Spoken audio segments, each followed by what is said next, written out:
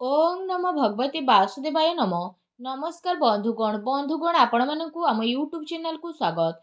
बंधुगण आज भिडियो में जानिबा आगामी 8 दिन आपणक पई किपरि कटिबो, केउ प्रकार आगामी दिन को आपण प्लानिंग करिवे, आपणकर लव लाइफ किपरि रहिबो, बिजनेस किपरि रहिबो, व्यापार किपरि रहिबो, स्वास्थ्य किपरि रहिबो, शिक्षा किपरि रहिबो, बिजनेस किपरि रहिबो, से सब विषय जानिबा। ए 8 दिन आपणक राशि पई किपरि कटिबो, केउ प्रकार समय रहिबो, ग्रह नक्षत्र सहित ए 8 दिन रे आपणकु केउ सब जिनिस रे फायदा मिलिबो, केउ जिनिस रे आपणकु सावधान रहिबाकु पड़िबो। ग्रह नक्षत्र हिसाब रे ए 8 दिन रे आपणकर लव लाइफ किपर रहिबो, कैरियर किपर रहिबो, बिजनेस आउ व्यापार किपर रहिबो, आउ स्वास्थ्य रो महत्वपूर्ण आउ संपूर्ण इन्फॉर्मेशन आमे आज ए भिडियो रे आपण माननकु कहबो। तेणु ए भिडियो ଆପଣଙ୍କ ପାଇଁ ବହୁତ ହି ମହତ୍ୱପୂର୍ଣ୍ଣ ରହିବ। ଏ ଆଗାମୀ 8 ଦିନର ସମ୍ପୂର୍ଣ୍ଣ ସଠିକ୍ ରାଶିଫଳ ବିଷୟରେ ଆସନ୍ତୁ ଜାଣିବା। ଏ ଭିଡ଼ିଓ ଆପଣଙ୍କ ପାଇଁ ମହତ୍ୱପୂର୍ଣ୍ଣ ଅଟେ, ତେଣୁ ଭିଡ଼ିଓକୁ ଶେଷ ପର୍ଯ୍ୟନ୍ତ ପୁରା ଦେଖନ୍ତୁ।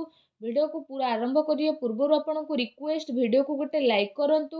କମେଣ୍ଟ ବକ୍ସରେ ଜୟ ଭୋଲେନାଥ ବୋଲି ଅବଶ୍ୟ ଲେଖନ୍ତୁ, ଯାହାଦ୍ୱାରା ସ୍ୱୟଂ ଭୋଲେନାଥଙ୍କର ଆଶୀର୍ବାଦ ଆପଣଙ୍କୁ ପ୍ରାପ୍ତ ହେବ। ଆସନ୍ତୁ ଜାଣିବା କିପରି ରହିବ ଆପଣଙ୍କ ରାଶି ପାଇଁ ଆଗାମୀ ଏ 8 ଦିନର ସମୟ। जदि ये 8 दिन समय अवधि विषय आमे आलोचना करिबा, तो फ्रेंड्स ए समय रे आर्थिक पक्ष पूर्वर ही अधिक सक्षम आउ मजबूत स्थिति रे रहिबो। किछि समय रु चली आसुथुबा चिंतारु आपनकु एबे शुभ फल मिलिबो। परिवार लोकंकर खर्च, छोटा मोटा जरूरत को पूरा करिबारे आपनकु आनंद प्राप्त हेबो। अचानक ही कौनसी पुराना मित्र बा परिचितଙ୍କ सह साक्षात आपनकु अनेक खुशी प्रदान करिबो।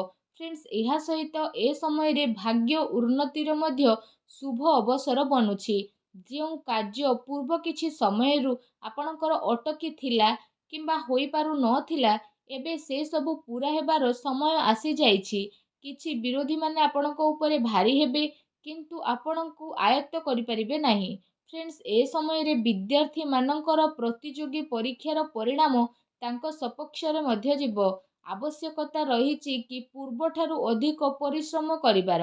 कौनसी संपर्कीय किंबा मित्रଙ୍କ द्वारा कौनसी महत्वपूर्ण सूचना मध्य आपनकु मिली पारे, जहा आपनक पई लाभदायक सिद्ध हेबो। फ्रेंड्स एहा सहित ए समय रे पिलांकर पाठ पढ़ारे कैरियर संबंधित समस्या को समाधान करिबा कारणरु सुख एवं लाभ मध्य प्राप्त हेबो। बड़ंकर आशीर्वाद एवं कृपा कारणरु घरे खुशी भरा वातावरण मध्य आपणकर रहिबो। आपण आपणकर कौनसी कमजोरी को नहीं विजय प्राप्त करिबारे प्रयत्नशील रहिबे।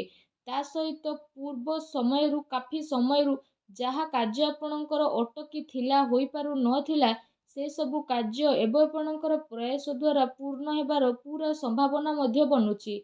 किछि संपर्कीय संबंधित किछि समाचार शुणिबाकु आपणकु मिली पारे।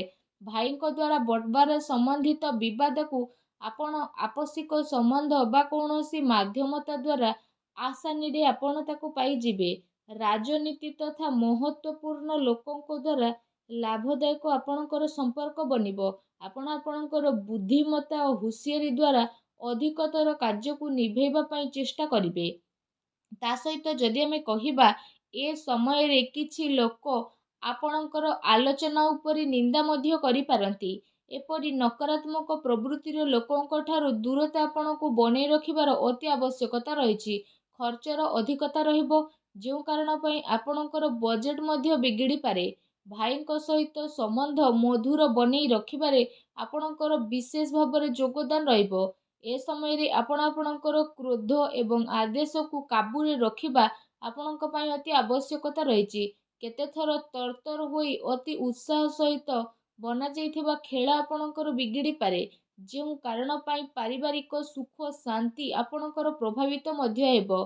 संतानकर जिद्दी आउ अति क्रोध जीवन आपणकु व्यतिग्रस्त करिबो।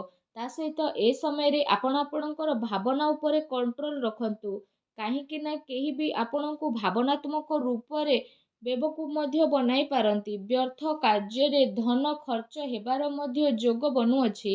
सेथि पई आपण निजर खर्च उपरे नियंत्रण रखिबार अति आवश्यकता रहिछि। भूमि वाहन संबंधित ऋण नेबा पूर्वरु ଆପଣଙ୍କୁ କାହାର ପରାମର୍ଶ ନେବାର ଆବଶ୍ୟକତା ରହିଛି। ଏହା ଆପଣଙ୍କ ପାଇଁ ବହୁତ ଭଲ ରହିବ। ତା ସହିତ ଫ୍ରେଣ୍ଡସ୍, ଏ ସମୟରେ ବିଦ୍ୟାର୍ଥୀଙ୍କୁ ନିଜର ପାଠ ପଢ଼ାରେ ଅଧିକ ଧ୍ୟାନ ଦେବାର ଆବଶ୍ୟକ ମଧ୍ୟ ରହିଛି। ତା ସହିତ ଅଯଥା ଖର୍ଚ୍ଚରେ ମଧ୍ୟ ଆପଣ ସଂଯମତା ରକ୍ଷା କରନ୍ତୁ। କ୍ରୋଧ ଆଉ ଉତ୍ତେଜନାରେ ଆପଣଙ୍କୁ ନିୟନ୍ତ୍ରଣ ରଖିବାର ଅତି ଆବଶ୍ୟକତା ରହିଛି। ଅନ୍ୟଥା କାହା ସହିତ ଆପଣଙ୍କର ସମ୍ବନ୍ଧ ଖରାପ ମଧ୍ୟ ହୋଇପାରେ। ଫ୍ରେଣ୍ଡସ୍, ଏହା ସହିତ ନିଜର ଭାବୁକତା ଏବଂ ଉଦାରତା ଯେମିତି କମଜୋରି ଉପରେ ବିଜୟ ପ୍ରାପ୍ତ କରିବା ଆପଣଙ୍କ ପାଇଁ ଅତି ଆବଶ୍ୟକ ରହିଛି। କାହିଁକି ନା ଏ କାରଣରୁ କିଛି ଲୋକ ଆପଣଙ୍କର ଫାଇଦା ମଧ୍ୟ ଉଠାଇକି ନେବେ। ସୋସିଆଲ ମିଡ଼ିଆ ଏବଂ ବ୍ୟର୍ଥ ମିତ୍ରଙ୍କ ସହ ଆପଣ ଦୂରତା ବନେଇକି ରଖନ୍ତୁ। ଏହା ଆପଣଙ୍କ ପାଇଁ ବହୁତ ଭଲ ରହିବ। ଫ୍ରେଣ୍ଡସ୍, ଏହା ସହିତ କଥା ଯଦି ଆପଣଙ୍କର ଲଭ୍ ଲାଇଫ୍ ବିଷୟରେ ହେଉଛି, ତ ଏ ସମୟରେ ପାରିବାରିକ ବାତାବରଣ ସୁଖଦପୂର୍ଣ୍ଣ ରହିବ। ପ୍ରେମ ପ୍ରସଙ୍ଗରେ ବଢ଼ି ଆପଣ ଆପଣଙ୍କର କ୍ୟାରିୟର ସହିତ କୌଣସି ସମଝୋତା କରନ୍ତୁ ନାହିଁ। ଫ୍ରେଣ୍ଡସ୍, ଏହା ସହିତ ଏ ସମୟରେ ପତି ପତ୍ନୀଙ୍କର ଆପୋଷିକ ତାଳମେଳ ଏବଂ ସାମଞ୍ଜସ୍ୟରେ କିଛି କମି ମଧ୍ୟ ରହିପାରେ। ସେଥିପାଇଁ କିଛି ସମୟ ପରିବାର ସହିତ ବସିକି ହିଁ ଆପଣ ଆପଣଙ୍କର ସମୟ ବ୍ୟତୀତ କରିବା ମାହୋଲକୁ ବହୁତ ହି ସାମାନ୍ୟ ବନେଇକି ଦେବ। ଫ୍ରେଣ୍ଡସ୍, ଏହା ସହିତ ପତି ପତ୍ନୀଙ୍କ ଭିତରେ ଯଦି କୌଣସି ବିବାଦ ଚାଲୁଥିଲା, ତ ସେ ସବୁର ଏବେ ଉତ୍ତର ବାହାରିବ ତଥା ଘରର ବାତାବରଣ ଖୁସି ଭରା ରହିବ। ପ୍ରେମ ପ୍ରସଙ୍ଗରେ ପଡ଼ି ନିଜର କ୍ୟାରିୟର ଅଧ୍ୟୟନ ସହିତ ସମଝୋତା ଆପଣ ଆଦୌ କରନ୍ତୁ ନାହିଁ। ପରିବାରରେ ଆପୋଷିକ ପ୍ରେମ ମଧ୍ୟ ଆପଣଙ୍କର ବନିକି ରହିବ। କୌଣସି ପିଲାଙ୍କର ଖୁସି ସମ୍ବନ୍ଧିତ ଶୁଭ ସମାଚାର ମିଳିବା କାରଣରୁ ପରିବାରରେ ଏ ସମୟରେ ଖୁସି ଭରା ବାତାବରଣ ମଧ୍ୟ ରହିବ ଏବଂ ପରିବାର ପ୍ରସନ୍ନତାପୂର୍ଣ୍ଣ ରହିବ। ଫ୍ରେଣ୍ଡସ୍, ଯଦି କଥା ଆପଣଙ୍କର ବ୍ୟବସାୟ ଆଉ କ୍ୟାରିୟର ବିଷୟରେ କହିବୁ, ତ ଏ ସମୟରେ ବ୍ୟାପାର କାମ କାର୍ଯ୍ୟରେ କିଛି ମହତ୍ତ୍ୱପୂର୍ଣ୍ଣ ନିର୍ଣ୍ଣୟ ଆପଣ ନେଇପାରନ୍ତି, ଯାହା ଆପଣଙ୍କ ପାଇଁ ବହୁତ ଅଧିକ ଫାଇଦାବାନ ସାବ୍ୟସ୍ତ ହେବ। ଆର୍ଥିକ ସ୍ଥିତି ପୂର୍ବଠାରୁ ଅଧିକ ମଜବୁତ ମଧ୍ୟ ହେବ। ଚାକିରିରେ କୌଣସି ପ୍ରକାରର ଭୁଲ ହେବା କାରଣରୁ ଅଧିକାରୀଙ୍କ ସମ୍ମୁଖରେ ଆପଣଙ୍କୁ ଜବାବଦାରୀ କରିବା ପାଇଁ ପଡ଼ିପାରେ। ଫ୍ରେଣ୍ଡସ୍, ଏହା ସହିତ କାରବାରରେ କଡ଼ା ପରିଶ୍ରମର ଆପଣଙ୍କୁ ଅତି ଆବଶ୍ୟକତା ରହିଛି। କାର୍ଯ୍ୟ ବିସ୍ତାର ସମ୍ବନ୍ଧିତ ଯୋଜନା କାର୍ଯ୍ୟ ରୂପରେ ପରିଣତ ମଧ୍ୟ ହେବ। ଗୋଟେ ଥର ସେ ଯୋଜନାର ପୁନଃ ପରୀକ୍ଷଣ ଆପଣ ନିହାତି କରନ୍ତୁ।